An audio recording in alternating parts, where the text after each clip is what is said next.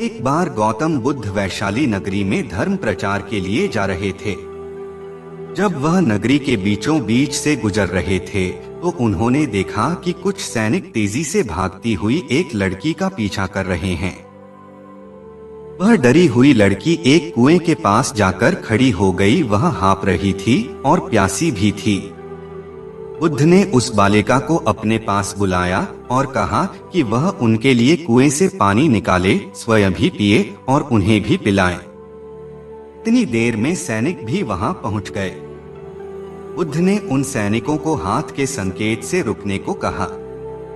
उनकी बात पर वह कन्या कुछ झेलती हुई बोली, महाराज, मैं एक अछूत कन्या हूँ, मेरी कुएं से पानी निकालने पर जल दूषित हो जाएगा। बुद्ध ने उससे फिर कहा, पुत्री, बहुत जोर की प्यास लगी है, पहले तुम पानी पिलाओ। इतने में वैशाली के राजा भी वहां आ पहुंचे।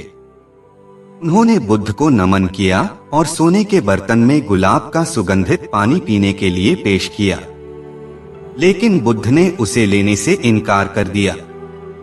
बुद्ध ने एक बार फिर बालिका से अपनी बात दोहराई। इस बार बालिका ने साहस बटोरकर कुएं से पानी निकालकर स्वयं भी पिया और गौतम बुद्ध को भी पिलाया। पानी पीने के बाद बुद्ध ने बालिका से भय का कारण पूछा। कन्या ने बताया, मुझे संयोग से राजा के दरबार में गाने का अवसर मिला था।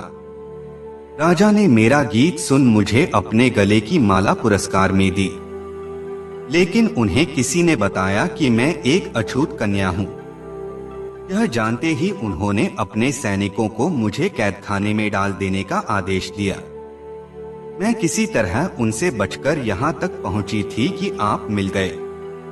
इस पर बुद्ध ने कहा, सुनो राजन, मैं चाहता हूँ कि आप मेरी इस बात को हमेशा याद रखें कि किसी भी इंसान की पहचान उसके धर्म या जाति से नहीं बल्कि उसके गुणों और कर्मों से होती है।